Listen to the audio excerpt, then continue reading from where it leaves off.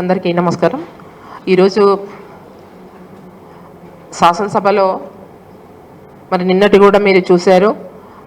నిన్న కూడా ఆ పొద్దంతా మరి శాసనసభలో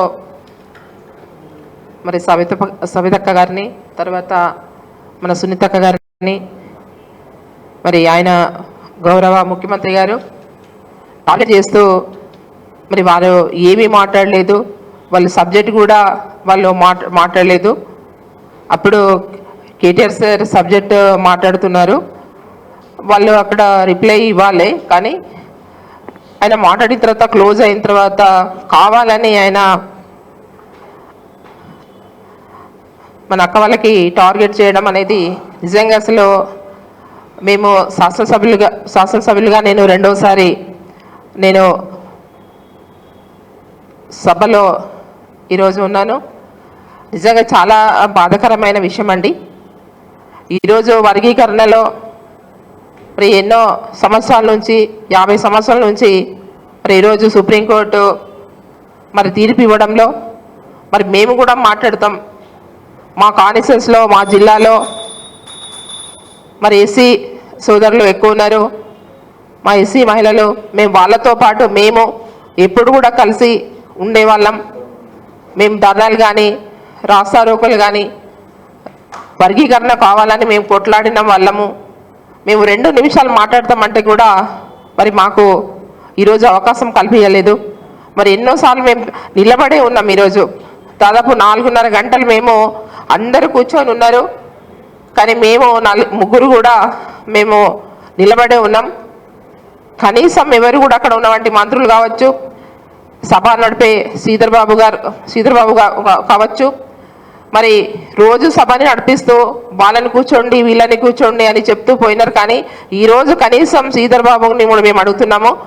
కనీసం మేము 3 మహిళలం, ఒక శాసనసభ్యులం. మేము మా అక్కడ ఏదైతే స్పీకర్ గారు కూడా కనీసం ఇవాళ మాకై చూడడం కూడా లేదు. అంటే ఈరోజు మేము 3 మహిళలము, ఎమ్మెల్యేలు, శాసనసభ్యుల ఎమ్మెల్యేల మేము లోపల సభలో మేము 4:30 గంటలు మేము నిలబడి ఉన్నాము.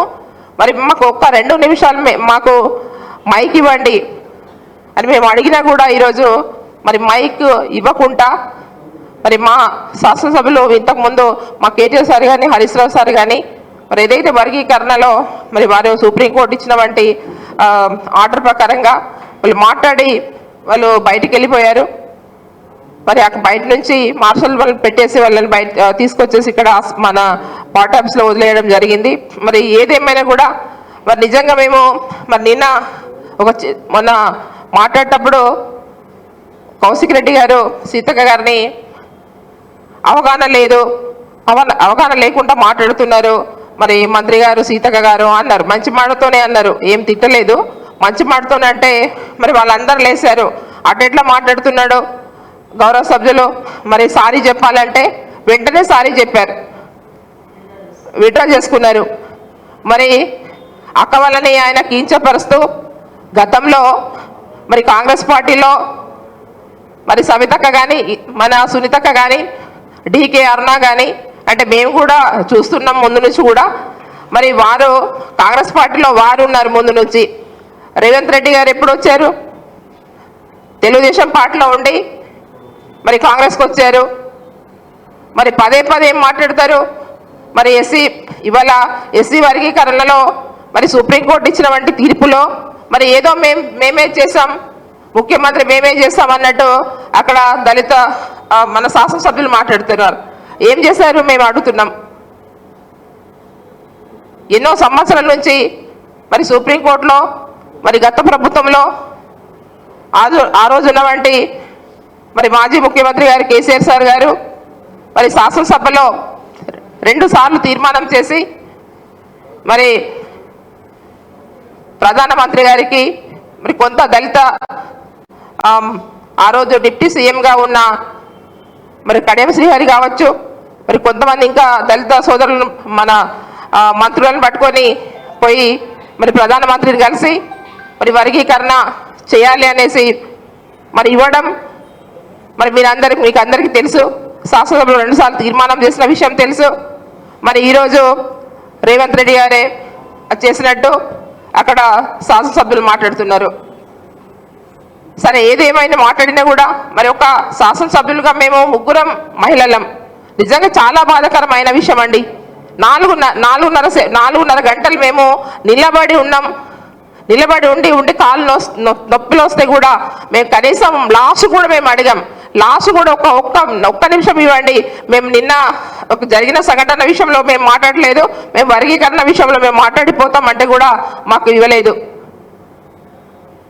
నిజంగానే ఇవాళ వర్గీకరణల విషయంలో నిజంగా మా దళిత సోదరులకు అందరి కూడా నేను శుభాకాంక్షలు తెలియజేస్తున్నాను. ఎందుకంటే ఈరోజు ఎన్నో ఒడిదుడుపులు చెంది మన దళిత సోదరులు ఎప్పటి నుంచో వర్గీకరణ కావాలంటే మేము కలిసి ఎన్నో ధర్నాలు చేసి కావాలని మేము కొట్లాడి మరి ఈరోజు సుప్రీంకోర్టు ఆర్డర్స్ ఇవ్వడంలో మరి మేము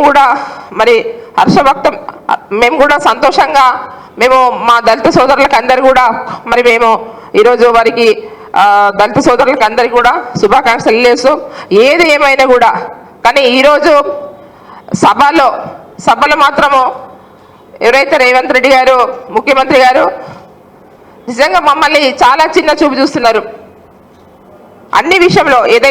ఎప్పుడైతే మేము ఎమ్మెల్యేలుగా గెలిచినామో ఆ రోజు నుంచి కూడా బీఆర్ఎస్ ఎమ్మెల్యేలని అందరినీ కూడా చిన్న చూపు చూడడం, మన ప్రోటోకాల్ విషయాలు కావచ్చు, లేకపోతే ఇవాళ శాసనసభలో కావచ్చు, నిండు శాసనసభలో కూడా మేము నిలబడి ఉంటే ఆయన నవ్వుకుంటా ఉన్నారు. అంటే ఎంతవరకు కరెక్టు? ఇవాళ ఒక ఆదివాసీ మహిళ మేము తర్వాత ఇటు అక్క వాళ్ళు మరి ఆయనకు సపోర్ట్ చేసిన వాళ్ళు పార్టీలో ఆహ్వానించిన వాళ్ళు ఆహ్వానిస్తేనే ఈరోజు మరి పెద్ద సీట్లో కూర్చున్నాడు కదా, ముఖ్యమంత్రి అయ్యారు కదా. మరి ముఖ్యమంత్రి అయ్యి కూడా మరి ఇవాళ పార్టీలో ఆహ్వానించకపోతే మరి ఆ రోజు రమ్మనకపోతే సవితక్క రమ్మనకపోతే ఇవాళ ముఖ్యమంత్రి అవుతుండేనా నేను అడుగుతున్నా రేవంత్ రెడ్డి గారిని. ఇవాళ బాగా మాట్లాడుతున్నారు అక్కడ చిన్న అంటే ఫస్ట్ ఎవరికైనా కూడా అందరు సభ్యులే, అక్కడ సీనియర్స్ కావచ్చు జూనియర్స్ కావచ్చు అందరు సభ్యులే.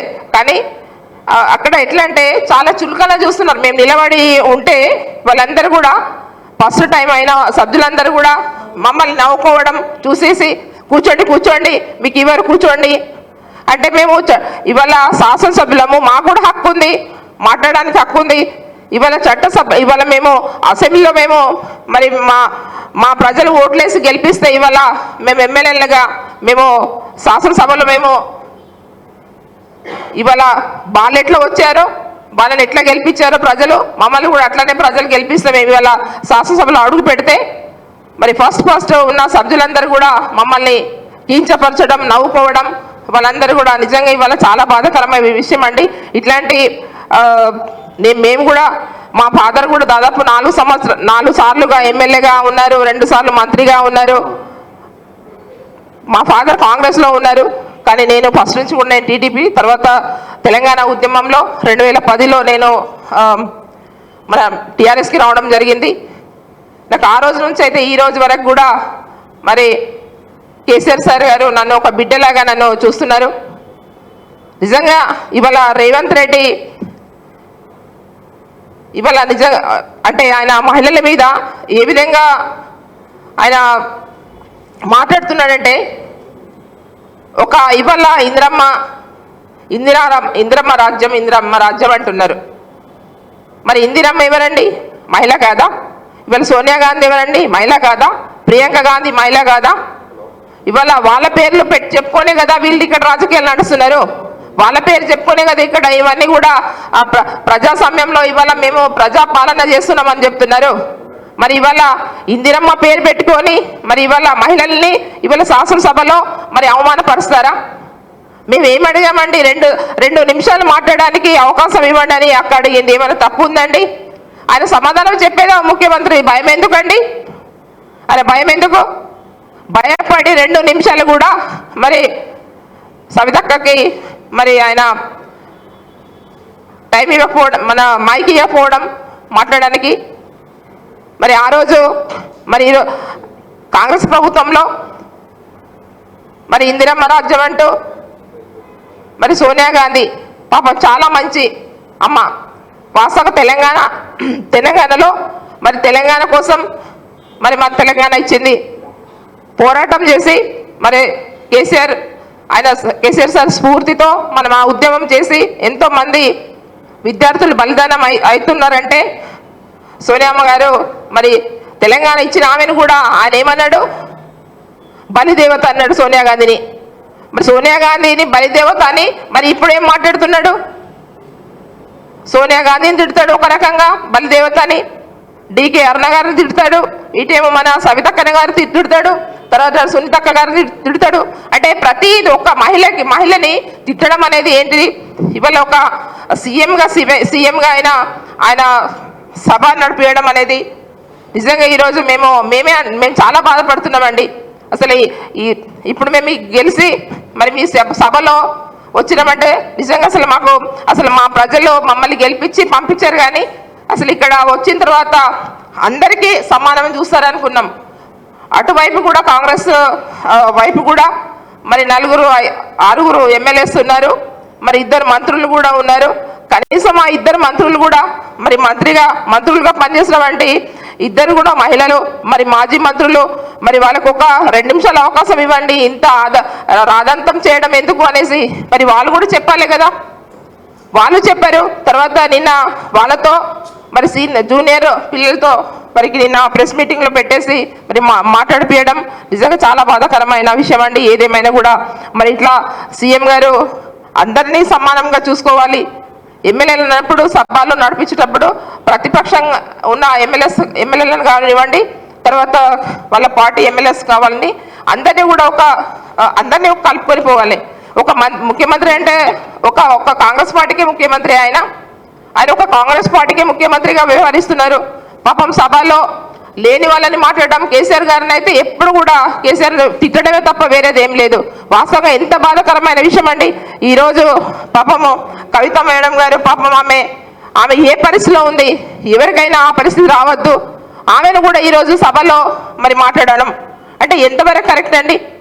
ఆయన కనీసం మానవత్వం లేదా? ఆయనకు మానవత్వం లేదా అనిపిస్తుంది. ఎందుకంటే సభలో పాపము ఆమెను కూడా మరి కవిత మేడం గురించి మాట్లాడడం అది కరెక్టా మేము అడుగుతున్నాం. కాబట్టి నిజంగా వారికి మహిళలంటే ఆయనకు చాలా ఈర్ష అనిపిస్తుంది. కాబట్టి నిజంగా ఏదేమైనా కూడా మహిళల పట్ల ఆయన అట్లా మాట్లాడడం నిజంగా చాలా బాధాకరమైన విషయం అండి. ఏదేమైనా కూడా ఈరోజు వర్గీకరణ విషయంలో కూడా మేము మాట్లాడతామంటే మాకు అవకాశం ఇవ్వకపోవడము ఇంకా బాధాకరమైన విషయం. ఏదేమైనా కూడా ప్రజలు చూస్తున్నారు, బయట మహిళా సోదరులు చూస్తున్నారు, అందరూ కూడా చూస్తున్నారు. ఈరోజు మా పక్షాన మహిళల పక్షాన మా ఎమ్మెల్యేలు మహిళల పక్షాన కూడా ఇవాళ మా ఎమ్మెల్యేల సోదరులు అందరూ కూడా మరి కేటీఆర్ సార్ గారు కానీ హరీష్ రావు సార్ కానీ అందరూ కూడా ఈరోజు మరి మాకు సపోర్ట్గా వాళ్ళు బయట నిరసన కార్యక్రమాలు చేయడము, లోపల కూడా నిరసన కార్యక్రమం చేయడం జరిగింది. మరి వారికి అందరూ కూడా మా తరపున ధన్యవాదాలు.